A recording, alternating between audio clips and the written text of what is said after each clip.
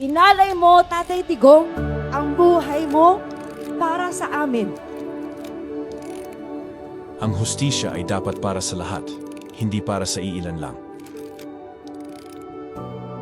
Ngunit sa ating panahon, nakikita natin ang kawalan ng katarungan. Panahon na para ipaglaban ang tama. Panahon na para tapusin ang pang-aapi at maling hatol. Hindi mo kami iniwanan.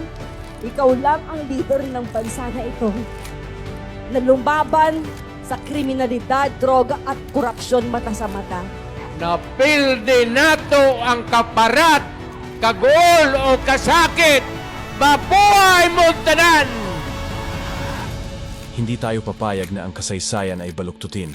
Ang boses ng tao ay hindi dapat patahimikin. Ang tunay na katarungan ay hindi natatali sa takot kundi nakabatay sa katotohanan.